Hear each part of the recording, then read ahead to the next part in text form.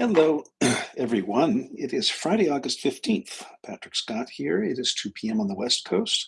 It is beautiful and cool, 96 degrees here in Las Vegas. So I hope it's wonderful wherever you are. This summer's not been bad. The last couple of weeks, it's been in the 105s to 109, I think. One day last week, I got in the car, it was 113, but that's normal for this time of year.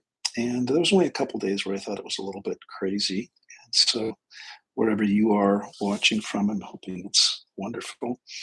Today, I want to talk about, and I know that I usually talk about spiritual things, and this is actually going to be addressing a spiritual kind of idea as well.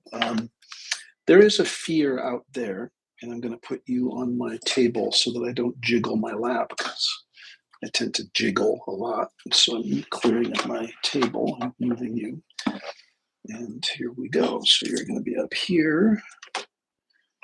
And you're going to be stationary so that I don't jiggle. All right. There we go. You can see it's a beautiful day. There's the lovely courtyard here. It heads up. And I'll try to correct the hair. So Hollywood has done a great job of instilling fear into the general population, something that the churches and religious organizations have done for millennia. I had a conversation with a patient yesterday, came from the Catholic tradition, and we concluded that now I'm a very religious person. I'm a very spiritual person. I teach spirituality. I'm Buddhist, Lutheran by birth, if you will, from Minnesota, and was born again Christian briefly in high school, and then discovered Buddhism when I was about 15. And I'm coming up on 50 years. In fact, a year, I think it's August 5th. It'll be 50 years next year, 26, because I started in 1976. So I've been practicing Buddhism. And Josh was here. I'm just going to acknowledge the presence of people here. Today is his 14-year anniversary of starting to practice this particular Buddhism that I practice through the SGI, which is Soka Gakkai International. And that the only reason I know that is it came up on my pictures that I get for anniversaries and stuff.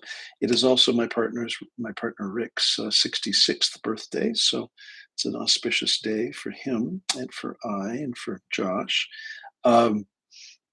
My joke, so my birthday is coming up and I'll be 66 August 31st. And so, Rick and I have been together for 25 years. And for 2 weeks every year, for 2 glorious weeks, he's chronologically a year older. So for the next 2 weeks, I get to make fun of him and harass him that he's a hag. He's an old, jaded Hollywood legend. And I just give him a hard time about being older because he gets to call himself 66 and I'm still 65 for 2 more weeks. So we wish you all well that are celebrating birthdays. Last weekend, went to the wine country of California, Sonoma County, spent some time with my daughter, her husband, and my partner, and we celebrated all of our August birthdays. And if you follow me on Facebook or Instagram, you've seen those photographs. Some of you may not know that one of my careers coming up was as a sommelier, a wine steward, a wine expert, and I still I'm a great wine customer, although the joke is so much wine, so little liver function left. Uh, it was fun. We went to wine tastings, and I so enjoy that. It's just really, really fun, and I love good wine. So Aurelie is here. Hello. Um, so spiritual traditions over the years, if you look at the development and the evolution of the human species, there are many, world religions that we have, and uh, I'm not. This isn't a talk necessarily about religion, but it is a talk about the human condition and a talk about the human consciousness and how the human consciousness is evolving.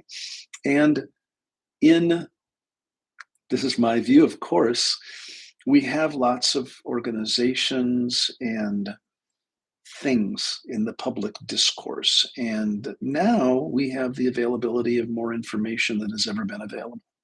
And there's lots of statistics out there. But if you just think about the amount of information you're processing on a daily basis, the number of emails, texts, things like that, your social media presence, it's really a lot. And as I've mentioned before, I always think about my mom. Like what would she do with the internet? What would she do with an iPad and a cell phone and all that kind of stuff? Um, we are exposed to lots and lots of information. I'm going to throw some statistics out there. So we have now four, five, six generations of humans on the planet now. There are still people from the greatest generation, which is from the born in the early part of the 20th century, maybe World War II vets. Not many, because they're passing away. Then we have my generation, which is called the baby boomers, which started in the late 50s, the baby boom after World War II when the soldiers came back. There was lots of babies made, called the baby boomers, and that goes to about 1964. Generation X, 1965 to about 1980. Generation Y, or the millennials, later in the century. Now we have Gen Z and Gen Alpha coming up. And so each generation carries with it some characteristics. And there was a newscaster years ago called Tom Brokaw. He's still alive, I believe. He's not working anymore. He's retired, but he wrote a book called The Greatest Generation. And it was about that greatest generation that served in World War II, and their work ethic, and how I know that would have been my well, not really my parent. My parents would have been the generation before, but some of the Gen Xers would have had parents and grandparents that were that greatest generation. And that generation had characteristics of being absolutely, die-hard workers, very hardworking, very diligent, very loyal, very patriotic, right? Think World War II.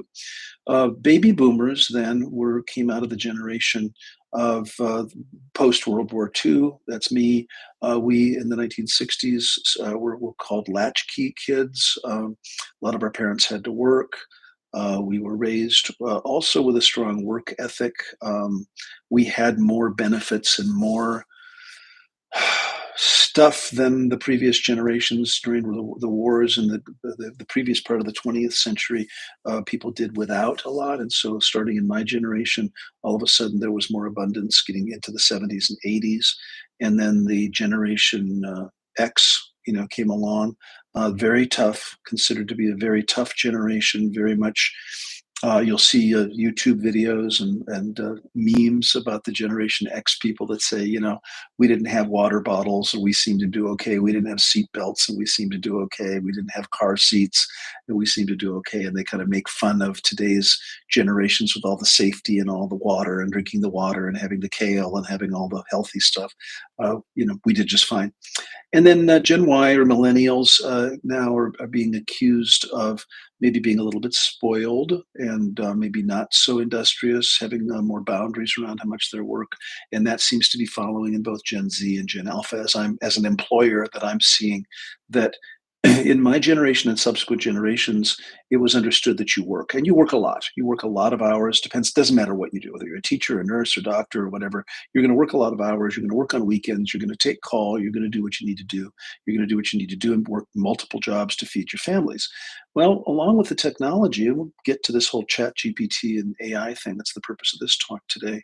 Um, Technology has really changed the course of human development, and it's changed the course. And so now we have what are called influencers, and we have YouTubers, and we have a lot of folks who are very public about their wealth and very public about how they um, got their wealth. And there is sort of a public ideal, I guess, that you should really only have to work an hour a day or 4 hours a day. And there's books out there that talk about this. And you should only have to put in a very, very small amount of effort and yield millions and millions of dollars, and that you really shouldn't have to work that hard. Now, in my experience, and I only have my experience, I think those numbers are fairly statistically insignificant. If you look at Mr. Beast, or you look at Bill Gates, you look at Jeff Bezos, these are people, Warren Buffett, they're of many generations. But if you look at even some of the YouTubers now, or there's a really strong presence in not really porn anymore. Pornography was a big deal, I think, coming up. And I talk with a lot of youth and a lot of young adults who grew up that their sexuality is that they come to me for help around their sexuality. And I'm not even talking about gender. I'm just talking about having sex with other humans. And I have one young man who's now in his late 20s, And he believes that the availability of pornography on the phone and on the computer as a young adult and as a teenager really has destroyed his ability to have sex with a real human. And that because, as we know, and this isn't a talk about porn or sexuality, but I want to talk about it in the context of just how technology is shaping the human condition. And this is one example. And I have no shame or judgment around it. I just see patients that come to me, particularly men, who are in their 20s, who are having erectile dysfunction. They're having a lot of sexual issues um, that are really issues that people of my generation and older just never had. We didn't have the availability of porn. We had to have sex with other people or not, because that's all that was available, or yourself, right? And there was Playboy and there was Penthouse and there was magazines and that kind of stuff. But the proliferation of now, most lately, OnlyFans and Grinder and Tinder and the apps for dating and the apps for sex and that the even just the availability of free sexualized content, if you will. And I've been seeing an increasing number of young men in particular who are having a real hard time with sexual matters. And this has nothing to do with gay or straight. This is men of all different orientations and gender identities. It is that, and the prevailing thought is one young man that I see said, I masturbated so much as a teenager to porn that when I was in my late teens, early 20s, and actually wanted to have sex with a partner, no partner, forgive me, is going to be as exciting or as enticing as something that you're going to see online. And that is a problem for him. Now, this is a young man who's now in his late 20s, has never really had what I would call a long-term monogamous sexual relationship. He has had relationships he's straight with women, but they haven't been what he would call successful, and he doesn't feel as though he can perform. And we're working on erectile dysfunction and hypnosis around sexual matters and that kind of stuff. That's why he's coming to me. And he's only had three very brief relationships. One was basically a one night stand. Another one, well, basically four. One was a non sexual relationship with a woman that spanned 2 years. One was a one night stand that he said, was just a disaster, just a disaster. He couldn't really do anything. Another one was a longer term relationship, long distance relationship, and also a disaster. And the disaster part was whatever his unconscious mind stored around sexual matters and what sex was supposed to be and what intimacy was supposed to be was very skewed by virtue of the technology, the porn, the online stuff, the materials that he consumed. And this was him. I didn't assign this. I didn't. It wasn't my idea. He was telling me that he thinks that it damaged him. And this isn't a case, an anti-porn or anti-OnlyFans case. This is just, I'm curious about the human condition and what the availability of all this information and the availability of all that we are bombarded with on a daily basis, information-wise. And so to transition into this idea of the evolution of human consciousness, back in the day, and I'm talking 1,000 years ago or more, we had people, and most of them were not educated. Most of them were illiterate. I mean, it was only the monks, really, in medieval Europe that learned to read and write, and they would copy, before the printing press in 1750 or so. They would copy texts, and if we go back even to Egypt and a lot of the ancient cultures, literacy was not a big deal. It was you weren't literate. You were a farmer, or you were a hunter gatherer, or you were a laborer, and you didn't need to read and write. That was very much of a modern. Josh says Gen Z scares me, and people still aren't educated. Well, we're going to get to that because it's interesting to me, and I find it. I always come to you guys on the heels of my group supervision with the graduate students, the residents, the interns, the licensed clinicians, and wow, I have to be really careful. I try to be funny, and they just look at me like they have no idea what I'm talking about. I talked to my brother about this last week, and he said, "Understand that you're in a position of authority, that you're their college professor. They are like taking notes, And I try to make jokes, and they just don't get it. Just for example, many of you have heard me talk about slap therapy as a clinical intervention. Now, people, slap therapy is a joke. It's not a thing. There is no such thing as slap therapy. But if there were, I would invent it and I would patent it and I would sell it, right? Now you've heard me joke about my class, my psychic development class called STFU, shut the F up, right? As a way to get access to your spiritual, higher self information and be more psychic and all that kind of stuff. And I have had people on, I think it was YouTube or Instagram, over go, what does STFU stand for? Now, I have access to the same Google you all do. Trust me, if you look up the acronym STFU, it's very clear. It says this is what this means. And I just think it's so interesting that people, and if you look at some of the online forums, whether that's Reddit or Quora or Instagram, Facebook, I kind of agree with Josh. Now, well, this is terrible. I don't mean to be critical. I'm just saying that we all have access to the same information. This is going to become relevant when we start talking about AI in a moment. Um, I'm finding that, and this is my opinion, it's all I got, is that I know I have become lazy and I have become complacent because I know you have to understand that when I grew up, there was no computer, there was no internet, there was no cell phone. There was, if you wanted to look something up, you had to go to a library or you had to go to an encyclopedia. God, I sound like I'm ancient. I'll be 66 my next birthday. I'm pretty savvy with technology. And I just know now I don't have to retain much. I don't have to retain directions to places because it's there. The phone is there. And I sometimes think, what did we do before Maps, or Google Maps? You know, uh, Josh says there is no excuse for ignorance today. We have the aggregate sum of all human information in a device. Absolutely. Morelli says we release the belief of having to work a lot. Yeah, and that's totally okay. What I get from some of my constituents, some of my patients is, why is this so hard? I want to be an entrepreneur. I want to be a trainer or a coach or a therapist or whatever. Gee, I didn't know it was going to be this hard.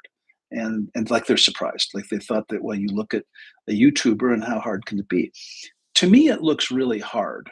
I'm sorry, it looks really hard to be. And again, I know that there are people that are called digital nomads. They work from home, they work only remotely, they are doing their content, their online content. But I know what that's like. I produce content too. And I also have a day job and I also have a night job and I also have a, consulting job. And I like to do the things I do. And I follow some YouTubers that are, I like to travel. And so I love to follow people who travel and they go to China or they go to the, South America or whatever. And I love to watch their videos and they have drones and they show these beautiful landscapes. Make no mistake, that's a lot of, I don't know, editing all those, I don't know, maybe I'm crazy. I could be crazy. Looks like a lot of work. Just recording the content, editing the content, posting the content, having the drone, having all the tripods and the selfie sticks and all that kind of stuff looks like a full-time job to me. Um, I don't know. And I appreciate the content and I appreciate the people that take the time and energy to do that. I also learned that you got to be in the millions of followers to actually make money doing it. I saw some of you heard me tell the story, an attorney, because I follow a lot of people, and she was an attorney. It was either around financial matters or travel matters. I think it was the travel, like what you can expect if you're bumped from a flight and that kind of thing. And she was very transparent after 2 years of being I don't know, I guess you'd call her an influencer or content creator. She put in her post, you know, the money she made.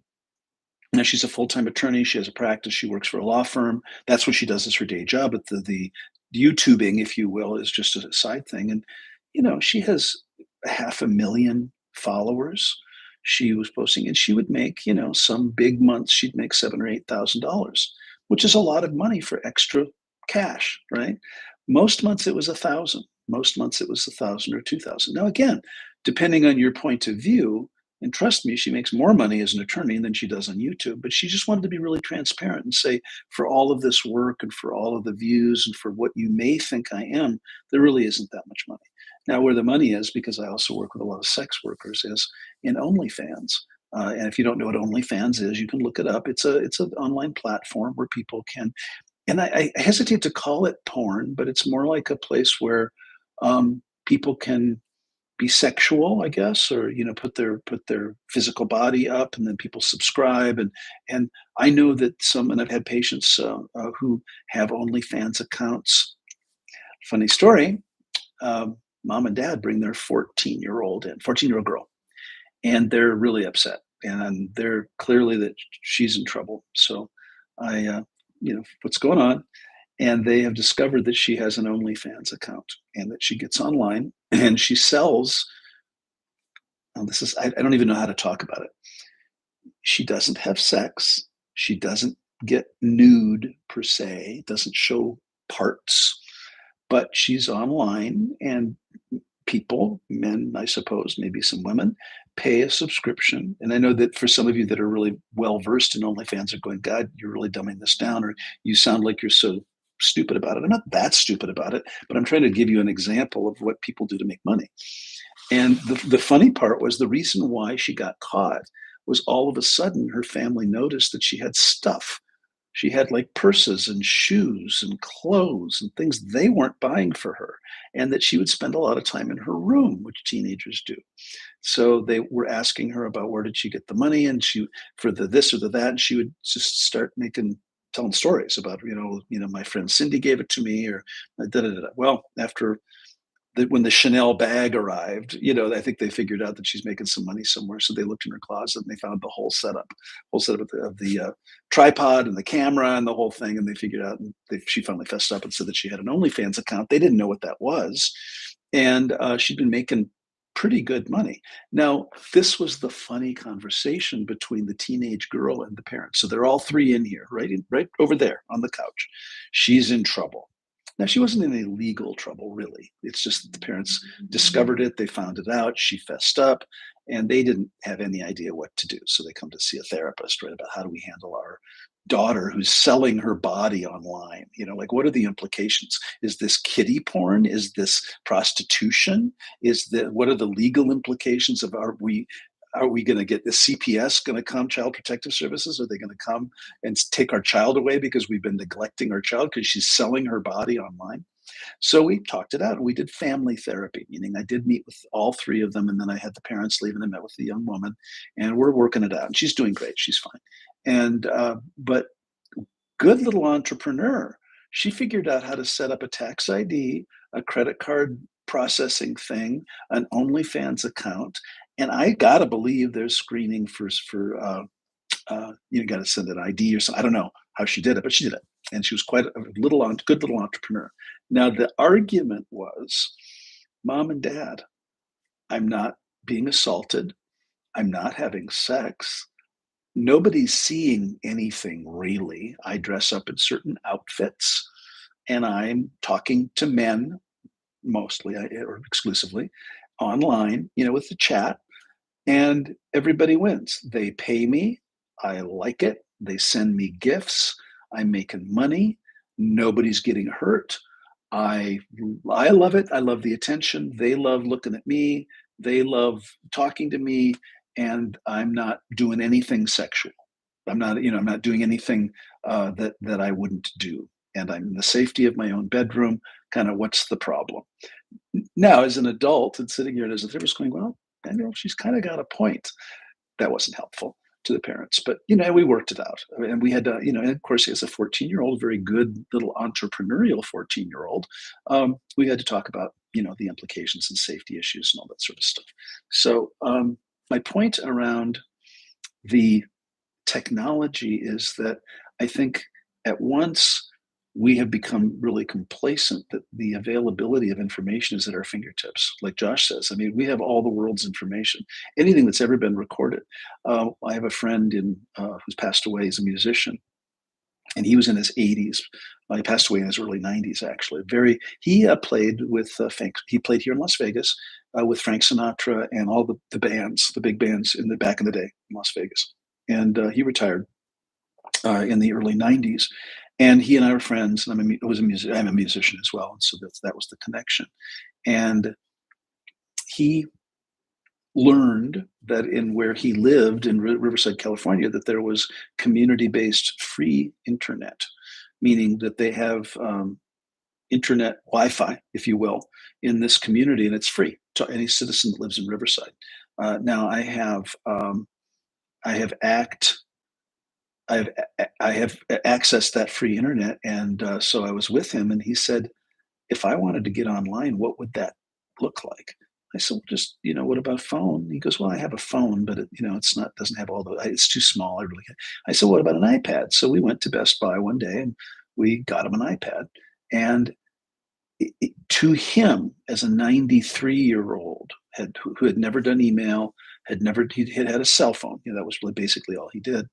Um, I help him set it up, and he would say, okay. And he started coming up with jazz musicians from the 20s and 30s and 40s.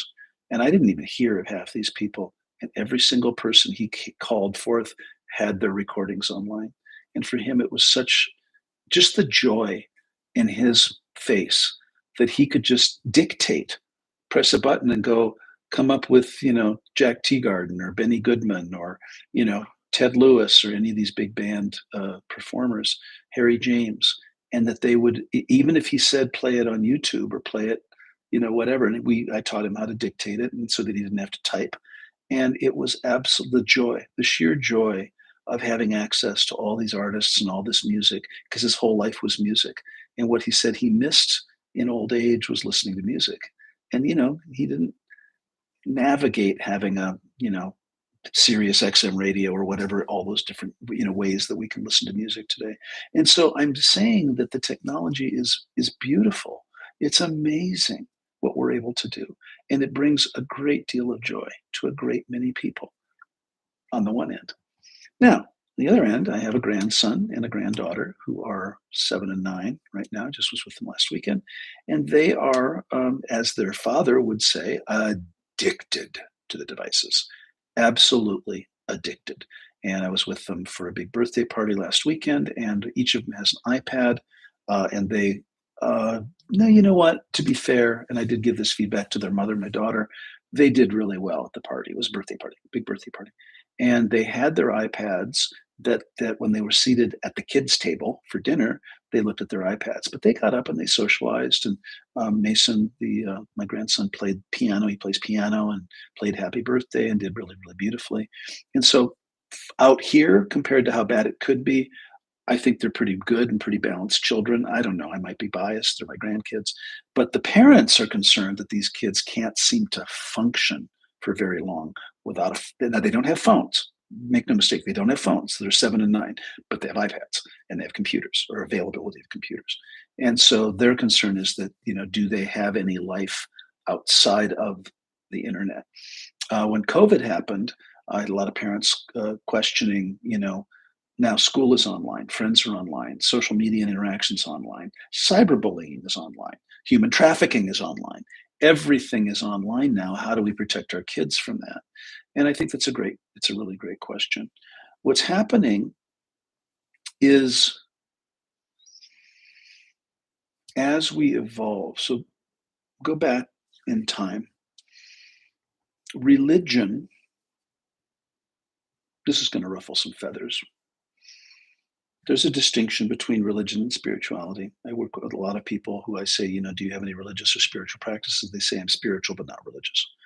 I am a recovering Catholic. I'm a recovering Jewish person. I'm a recovering Muslim. I don't hear many recovering Buddhists, but I hear a lot of people who say that they were raised in a very orthodox, strict religious household. They rebelled against that, and now that they are what they will say is simply spiritual, and that there's a difference. Now, I have been to Catholic church many times. You know my story of going to Notre Dame in Paris when I lived there for 5 years, and that was where I would go. I was Buddhist, but there wasn't a Buddhist group that I could find to go to. So I went to Notre Dame. I lived across the river from Notre Dame Cathedral, the big, beautiful cathedral in Paris. And every Sunday I would go to Mass in Latin. And it was very spiritual. I didn't understand a word of it. I didn't understand the rules or the protocols. I was not Catholic. I never joined, I never signed up to be a Catholic. I never converted, but it was a place that was welcoming and open. I was in my early 20s and I found great solace and great support. And I'm sorry, even well before all of the feeling energy, I felt it. Now, there would be people that would say, well, you felt God's love or you felt Jesus's love. There would be spiritual people that would say you felt the love of the source or the energy or the mystic law or whatever it is. All I know is that at a very crucial point in my development, going to Notre Dame Cathedral and going to Mass every Sunday was a ritual that I really, really enjoyed. And the choir would sing and they would do Gregorian chant and the organ would play it. I mean, it was a spectacle. And the pomp, the circumstance, the ceremony, the ritual, the incense, the holy water, the standing up, the sitting down, and also with you, the singing, the hymns. Oh my gosh, it was just absolutely beautiful. Didn't understand a word of it, didn't understand the rules, the protocols.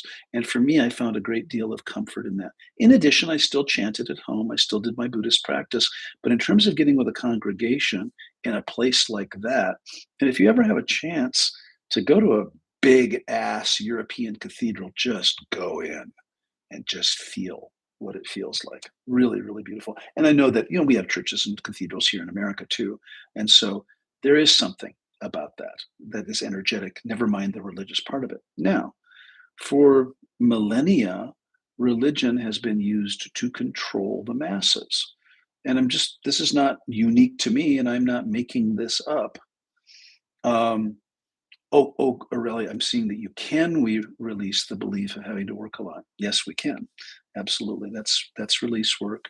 Um, but then there's meeting the needs too. There's the I know I had a period of time where I was sick and I didn't work a lot for a couple of years because I had cancer and I wasn't very happy. I was bored. And so you get to make peace with how much work is too much and how much work is enough and how much money do you need and how much stuff do you need. And I don't have any desire to retire now. I'm really healthy. Both Colleen and I have decided we've got a good 10 years in us to do the clinic. I love it. It's my life's work. I just absolutely love it. And I'm healthier and happier now. I am working less. I'm working, well, as an entrepreneur, it could be argued you work 24/7, which is, I know what a lot of the influencers would say, you're working 24/7. You may not be punching a clock and getting a regular paycheck that way, but to be an entrepreneur, to be in business for yourself, to have your own practice. I just look at husky videos. There's a family I follow who huskies. Well, they have two huskies and two golden retrievers. And it just looks like a lot of work. I saw dogs, four big dogs alone. Just and they make these really cute videos and these huskies talk and they howl and they've got fur everywhere and it's just really fun and that's all they seem to do is make these videos and they're really cute. And so find your passion. I've found my passion. I don't it life, you know. So if you find whatever your passion is, or whatever you're really good at, what you want to do, find what you love, and you'll never work another day in your life. And I notice that I have a weekend coming up here where I've got some free time, and I'm going to enjoy that. And by Monday, I'll be ready to come back to the clinic. After a couple days. I know some of you out there I know very, very well who don't take 2 days off in a row because 2 days off is too much free time. Partner Rick loves to work. I've never seen him so happy as when he had two full-time jobs. For a couple of years, he had two full-time jobs, loved it, just loved it. And he would get up early and go to one, and then midday go to the second one. And he worked 7 days a week, doubles. I think he did four doubles a week. And oh my gosh, he was just happy as a clam. And the COVID happened, and then he had to change jobs. But very, very happy. And so you get to decide what your needs are. You get to decide how and what's satisfying for you. I just know that in there somewhere is a harmony, of free time and leisure time and all that kind of stuff. I work with not a lot, but I have a couple billionaires that I work with, and they have so much money that they don't need to do anything. And we do talk about how are they going to meet their needs. I've got one guy, he's in his 30s, he's a billionaire and doesn't need to work at all. Like there's no need for him to ever do another thing as long as he lives. Got to do something. So you get to figure that out. So religion was used to control the masses, and there were a lot of rituals and a lot of rules.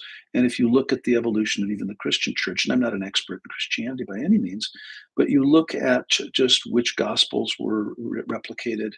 We've discovered the Gnostic gospels, and that's spelled with a G, Gnostic. Sylvia Brown, my good friend, talks about them quite a lot, and they were discovered in the a period of time ago in the Dead Sea Scrolls. Now, the Gnostic Gospels were not included in either the Old Testament or the New Testament, but we found these additional books, Christian kinds of books that talk about things that weren't included in the Bible. And so, on the one hand, we've got lots of parables and stories, and we don't know how much of the Bible is literal, like true, real, and how much of it is fable or prophecy or metaphor or symbolism. I do know that because I've studied the Lotus Sutra, which is Shakyamuni Buddha's highest teaching, very metaphorical, not literal at all. I've studied the Kumulipo, which is the Hawaiian creation chant, very metaphorical, not literal at all. But then you look at the Big Bang theory coming through our study of quantum physics and quantum mechanics, and now we're seeing parallels, as I've said before, between theoretical physics and these, what do we call them, sutras, writings, teachings that are thousands of years old.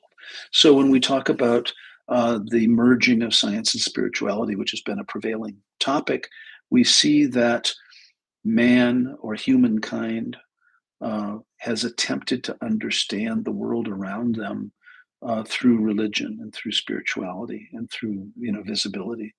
And so, what I'm fascinated about is that whole idea that science is merging with spirituality. And we have to understand that the human consciousness and the humans continue to evolve. Now, bringing it full circle and all the way home, um, there's a legislative bill in Nevada that passed banning, making illegal the use of AI for therapy. I'm going to say that again.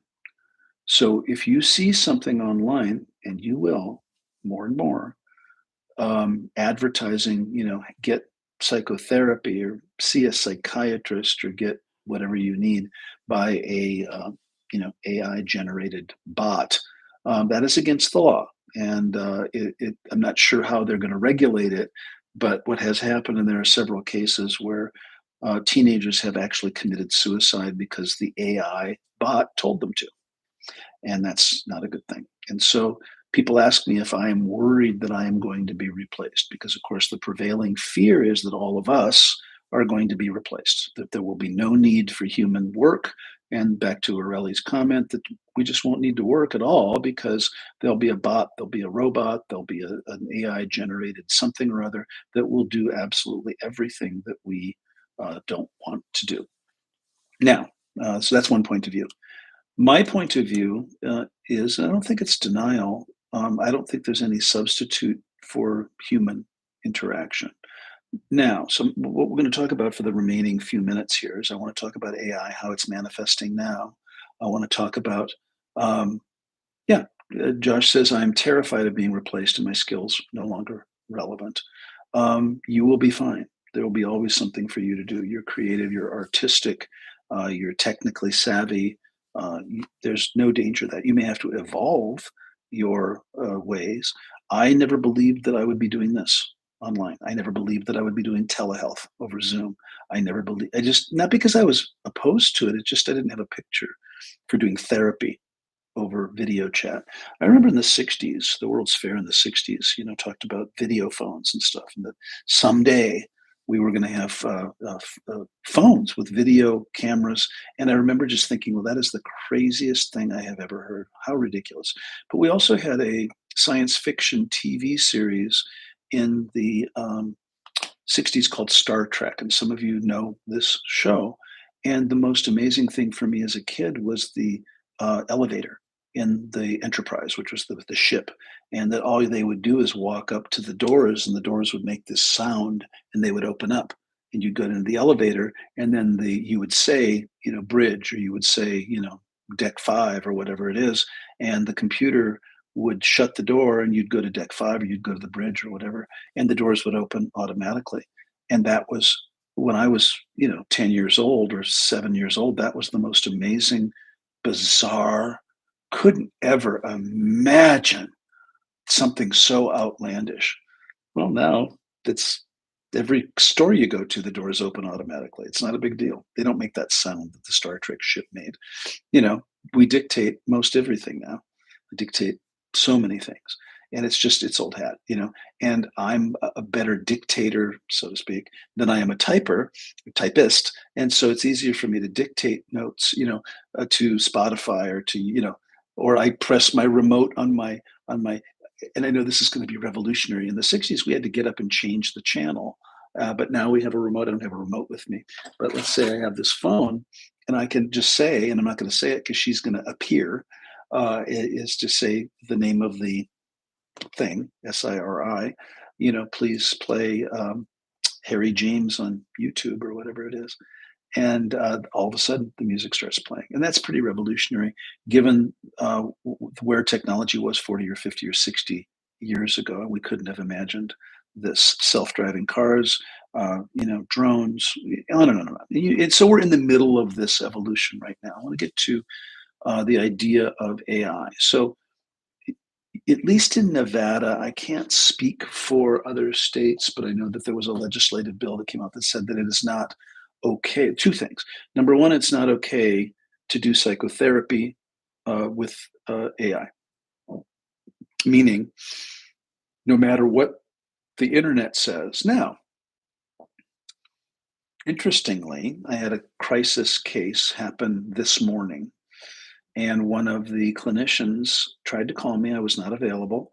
And they went online and asked SIRI, I have this case.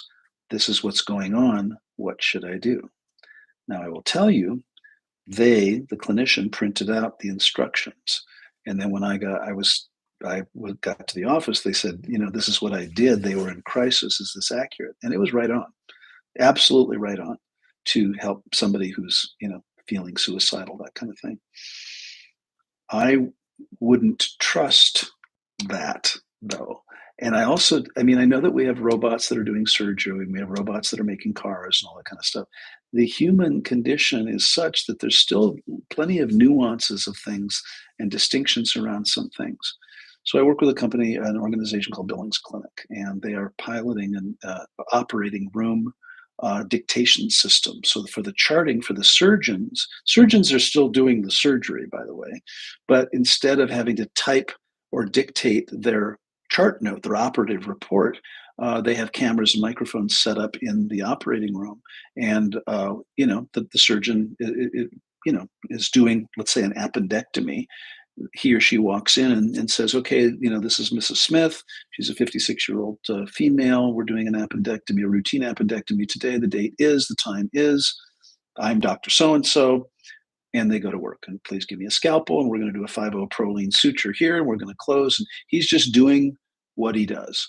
And the cameras and the recordings are picking up all of that stuff. Now, by the time the surgery is over and he goes back to either his office or the place where he goes and has to sign and look at his operative report, the report has been generated by AI, and it's pretty cool. Now, I work with surgeons. I'm getting this directly from them. Understand that the doctor is still legally accountable for what's in that report. And so even though a computer or AI is generating the report, it's an appendectomy. An appendectomy has been done before. There is no need to reinvent the wheel. Now, and surgeons out there, forgive me, I don't know, I'm not a surgeon, but I would imagine you learn some things about doing an appendectomy that are pretty standard. The reason why you have to go to a million years of school is for the things that happen that you can't predict, And so I don't believe that AI is going to replace surgeons. I don't believe that AI is going to replace psychotherapists or psychiatrists. Now, having said that, any one of you can ask SIRI, gee, I'm feeling depressed. What should I do? and you'll get some list of things. But I don't believe that's a replacement for it. You know how for many years we've said, this education is not a replacement for a healthcare professional. Please talk to your doctor. We can't give medical advice, blah, blah, blah. It's the same thing. So I'm going to give you a couple examples of use of AI and not use of AI. Recently, the clinic was accredited by the Joint Commission on Healthcare Organizations, and we got accredited. I, as the clinical director, had to, by virtue of this accreditation, write a bunch of policies. And I have written policies and procedures my whole career. Now, policies around fire extinguishers exist. Now, I had a choice. I had to write 9 policies by Monday. It's Friday. I thought, well, I could just sit down and off the top of my head, write these policies. For kicks, I went to ChatGPT and I dictated it, and I think I did it on my phone. And I just said, okay, I'm a clinical director of a 30,000 patient outpatient mental health center in Las Vegas, Nevada, zip code 89102. We are being accredited by the Joint Commission on Healthcare Organizations. I need a policy on fire extinguisher safety and placement. Go. And within seconds, came a nice policy. Now, understand, I am legally accountable for that policy. I have to answer to the Joint Commission when they visit us for a site visit, and I have to prove the efficacy and the effectiveness of that policy. I looked at it. It's pretty darn good. A couple of minor corrections. Grammar was good. The spelling was good. There was things in there I hadn't thought of. I thought it was amazing. I wrote 9 big-ass policies for our accreditation in 4 hours in the can. Sent them to our COO and our administrative director and our consultants. Of course, I didn't tell them I used ChatGPT, and they thought I was really masterful. I think they thought I pulled them out of an orifice somewhere, or that I just wrote them off the top of my head. Oh no, that's a beautiful use for AI. Don't reinvent the wheel. Now, if you are an author, if you are a graduate student, if you are a doctoral candidate, and you write your dissertation using ChatGPT, you will be accused of plagiarism. And this is another wrinkle. There is a program called Grammarly, and there's other programs. This is one that I know of, that people like me, I'm a college professor, I will run my students' papers through Grammarly, and it will tell me what percentage of that paper is plagiarized. Now, I also am of the opinion that how do you write original stuff anymore? But you can. You know that Ed Sheeran, the musician, was sued because he used a chord progression that someone out there felt was plagiarized. Now, what you non-musicians don't know is that there are 4 basic chords in all rock and pop music, period. 4 chords, same 4 chords. Really, it's 3 chords, but let's just add a 2/6, chord.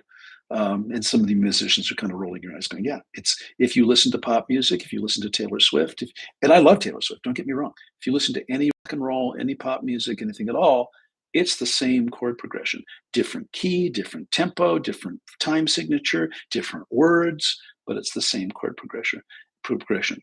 Ed Sheeran brought his guitar into the courtroom, and he did the most masterful demonstration of pop music that I have ever seen. And he says, okay, I'm now going to sing a Beatles song. Now I'm going to sing a Metallica song. Same thing. Now I'm going to sing a Guns N' Roses song. Same thing. Now I'm going to do one of my songs. Now I'm going to do one of Madonna's songs. And it was the same guitar chord progression in all of them. And he won the case, by the way. He actually won the case. He was being sued by another artist, an old obscure artist from the 60s that was accusing him of stealing his work. So this gets dicey. If you are a graduate student and you're writing papers, and AI can also detect plagiarism, I don't know the implications for that. I do know that these programs will assess a percentage of plagiarized material. And I'm not sure, I haven't talked to universities, even though I'm in the faculty of many universities. We're not really confronting that right now. Is how do kids that are writing book reports, how are kids that are doing schoolwork do something that's creative, something that's unique, I know they're using ChatGPT. I know a lot of executives and a lot of people that I work with are using ChatGPT for everything.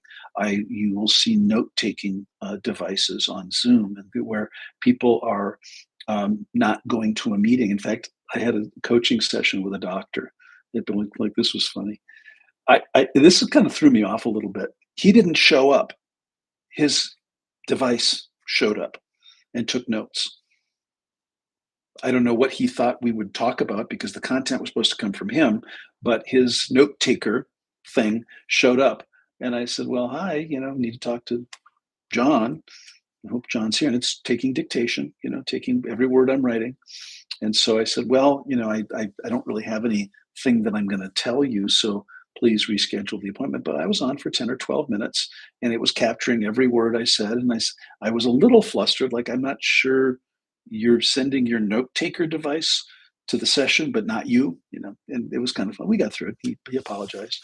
He had actually canceled the appointment. I didn't know that, but his note taking device didn't know it either. So the note taking device, it's called Note Taker, and I were on the session over Zoom, and he was not there. Now, listen carefully. There's also legislative action around mental health that is different than physical health. And people don't understand this necessarily. In mental health or psychiatry, psychology, social work, marriage and family therapist, professional counseling, addictions counseling, we are held to a higher standard around privacy, confidentiality, and what's called HIPAA, the federal law around protected health information. So while Dr. Jones can dictate an operative report for an appendectomy with no real fear that sensitive information is going to be, get out on the internet or whatever. We in the mental health profession do not have that luxury. We are, in a much, much more strict way, called upon to protect patients' information. So I'll give you an example. So, in addition to the you can't go to an AI therapist, therapists cannot use AI to do their chart notes.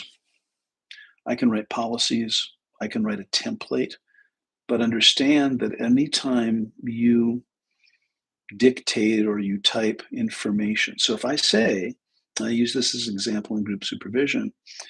I asked one of the students, said, how old are you? She goes, I'm 28. I said, okay, what's your ethnicity? What's your gender? Where do you live? Where do you practice?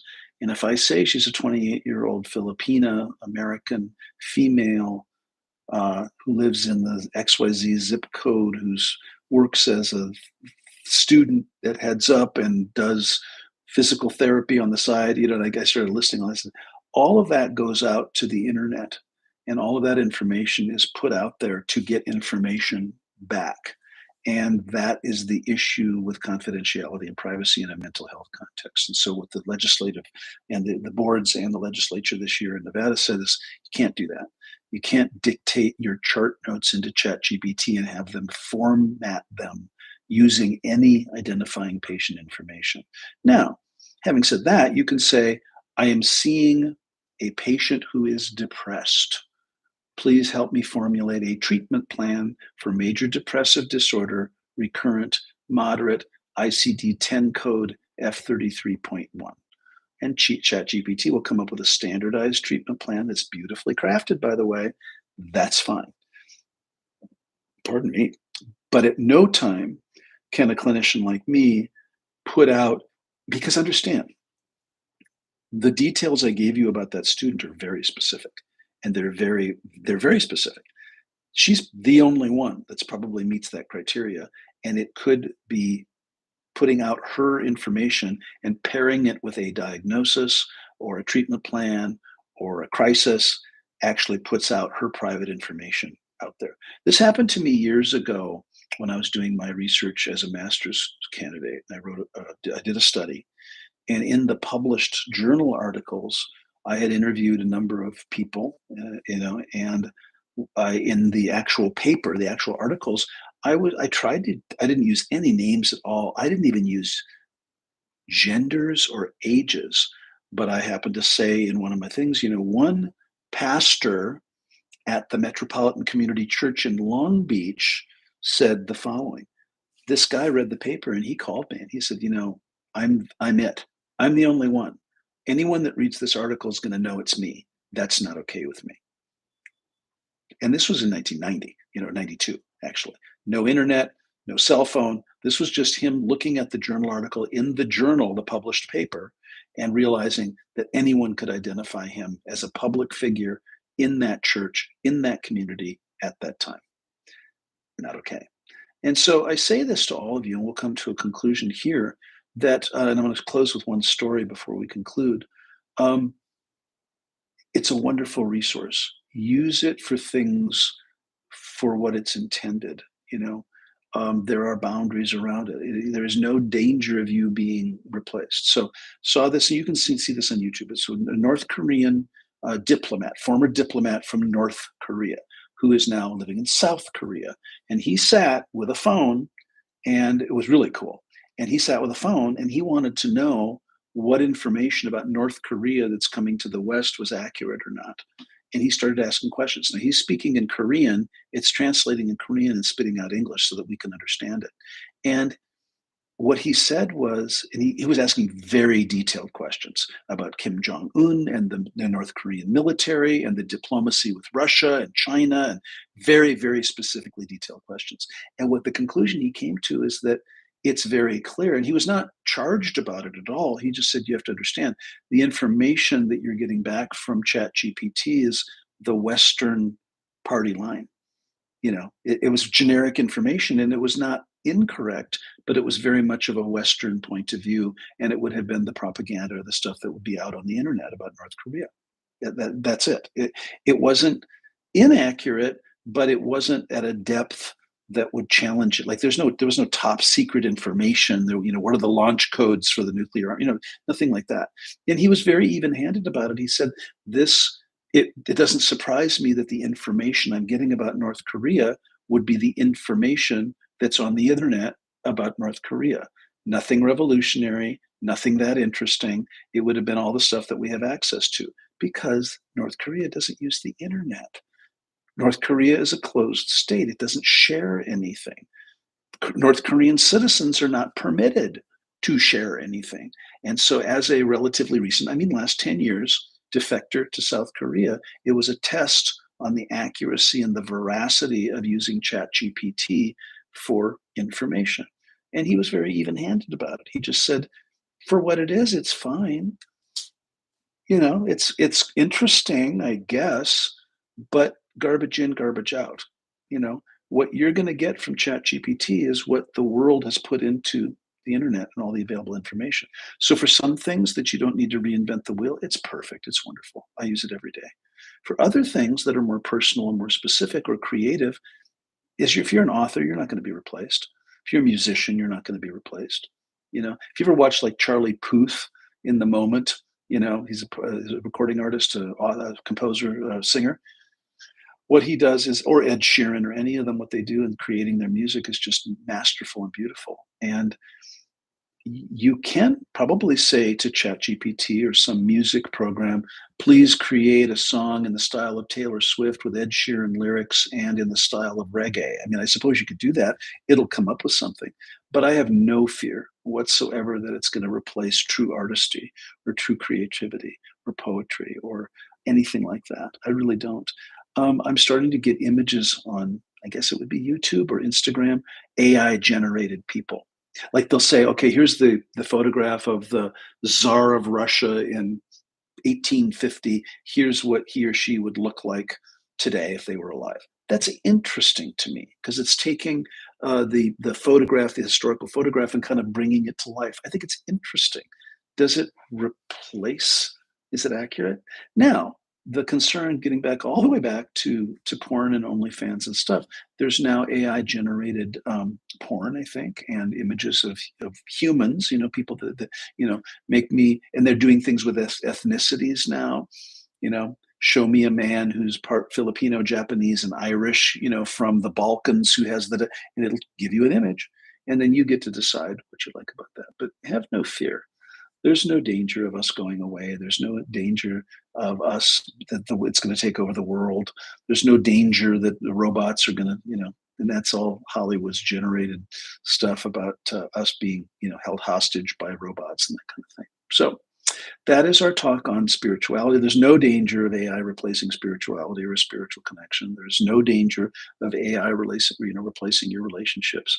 I think it would be interesting, and I'd love to know uh, that if you're lonely, let's say you're an incel, an involuntarily celibate person, man, typically, do you like have an online AI girlfriend that you're talking to who always loves you and always, those that's happened in Hollywood as well, where like I don't really can't deal with humans, and so I'm just going to have an AI generated girlfriend online that I talk to.